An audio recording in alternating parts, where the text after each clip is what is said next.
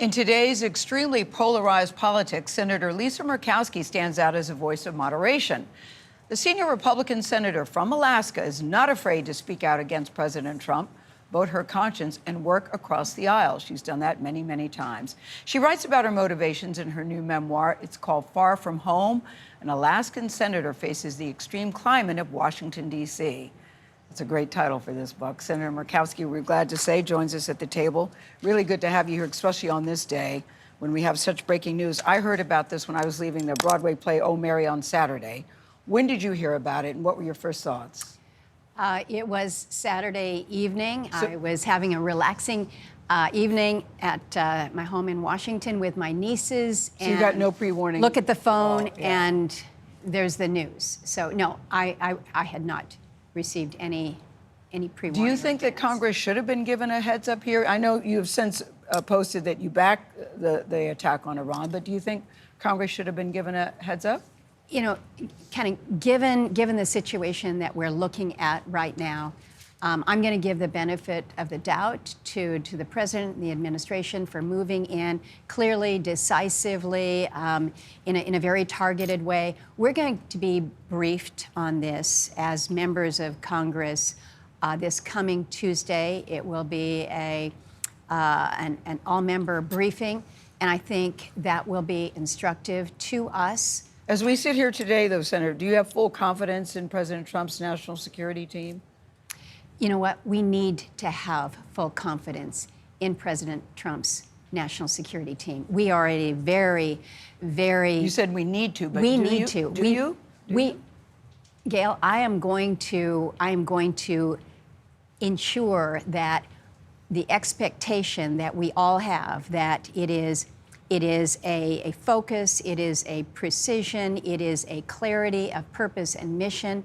We have to trust that. Yeah. It is just too volatile right now in the country and in the world. And so I don't think anybody's slacking off here. I don't think anybody has intentions that are anything less than the security of our country and the security of really Israel and our allies. Well, that's an interesting question, and you've made the point in the book and then also on Sunday morning yesterday that Congress should not cede any of its power. So I am curious why, in support of this strike, you don't think Congress should have had more power in reviewing it. And also, the Middle East has been known for mission creep. You go in for reason A, and suddenly you're on reason Z. Are you concerned that this could become a regime change operation? Well, I think we're all concerned that we could be moving towards another one of these forever wars or a long war. Nobody wants that. I think we've heard the president say that he doesn't want that. His team has said we don't want that. Now, how are we going to ensure that that is not, in fact, the case? In addition to a briefing this week, there will also be a measure before us in the Senate, led by Senator Kaine, to determine whether we act as Congress under the War Powers Act. So there's going to be a lot in front of us this week, I think necessarily. So we need to have this conversation. We need to have the conversation about the role of Congress if in fact we are going to see a more expanded scope,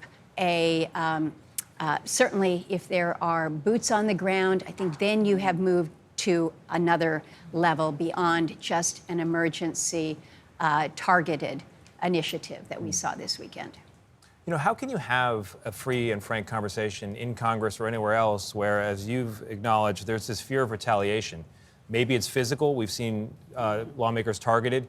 Maybe it's not physical, but it's definitely not just political. It's beyond that. How can democracy function when retaliation is so real and so intense these days? Think about what else is real and intense nowadays.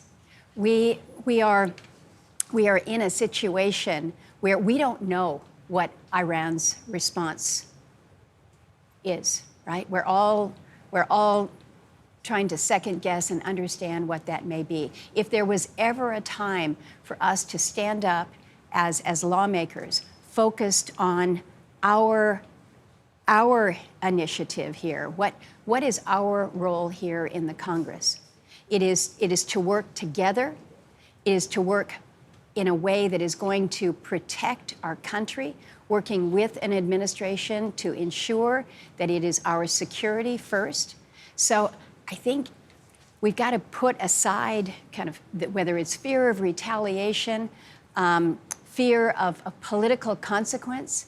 Now is the time for us to be focused on the good of the nation and to put the party politics aside. You still believe that? Yeah, I do believe that. Yeah. Well, the subtitle of your book is A Senator Faces the Extreme Climate of Washington, D.C. You and I were talking earlier about how the problems facing your constituents often don't mirror what we're talking about Right. on the East Coast or in Washington, D.C., and that's kind of the theme of your book.